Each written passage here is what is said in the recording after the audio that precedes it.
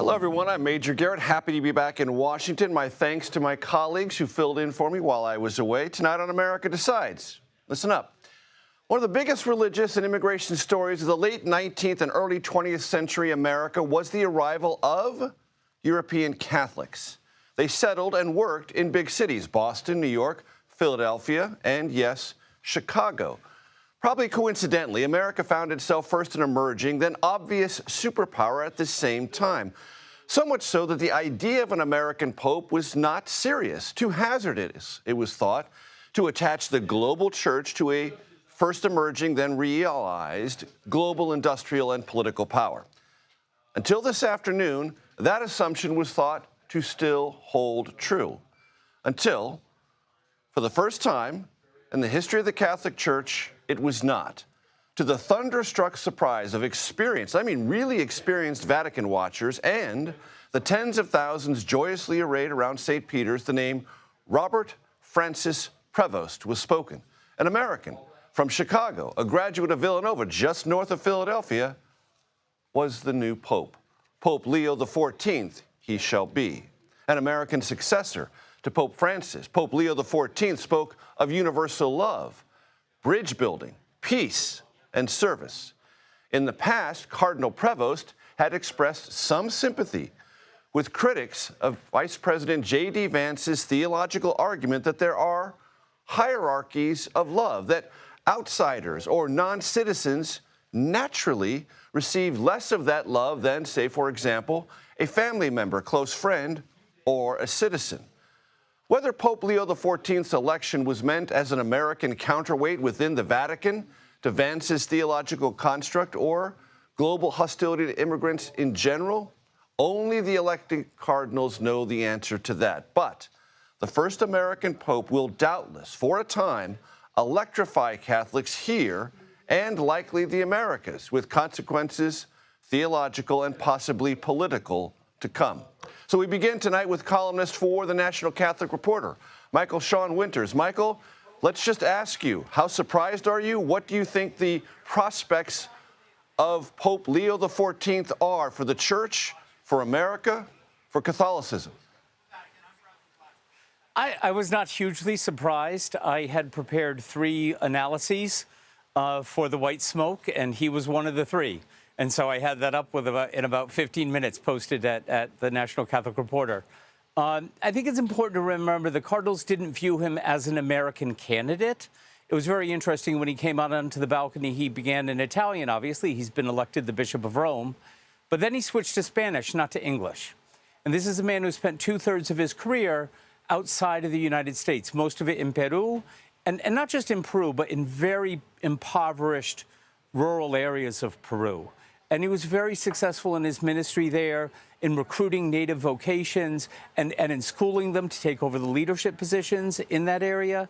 And then he came to Rome, first to be the head of the Augustinian order, which is a worldwide order. And so he had to travel to the 50 countries where they have houses.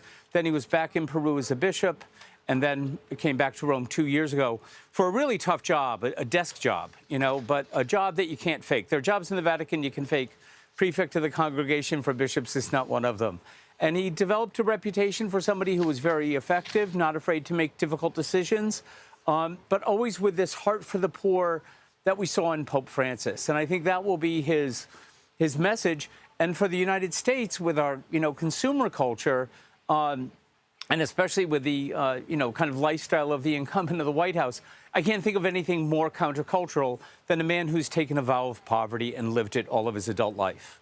Michael, how were you able to see what others didn't really see? The chances that this particular American and Pan-American cardinal would be a top contender, and how much or how meaningful is it for the Church and its future that this does seem to be an endorsement of continuity with Francis's approach to the papacy? So, it was funny. The American cardinals I spoke with, before Pope Francis died, at the last conclave, they always said, the American passport, it's just a deal breaker.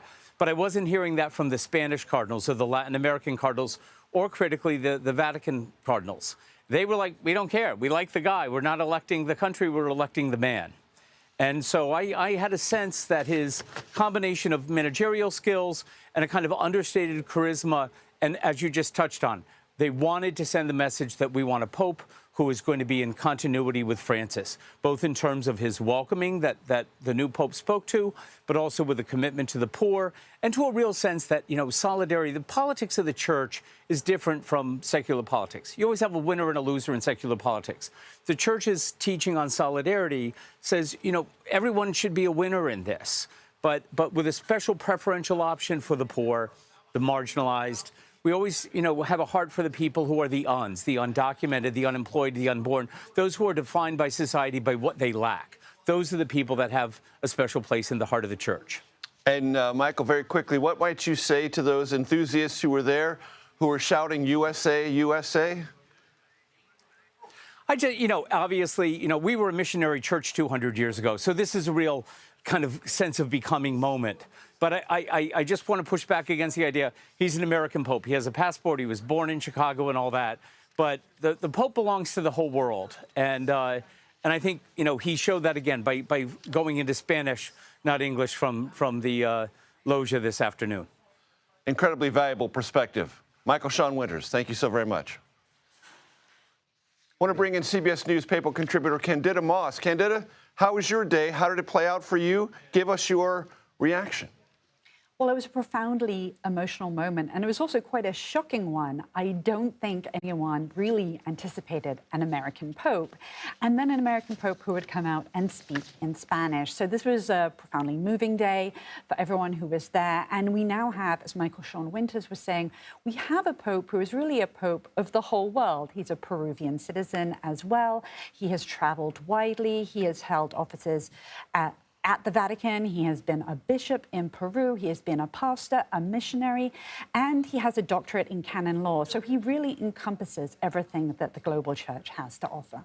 And Candida, there are two issues confronting the Vatican. One that seems more contemporary, meaning right in front of it, some financial issues, and one that has been part of the conversation globally, but certainly here in America for the past decade, if not longer, the sex abuse scandal. Do we have any insight at all into how Pope Leo XIV might approach one or the other or both? Well, Pope Leo has a history in administration, and he actually majored in maths. So we might think that he's going to approach these financial issues with a level head.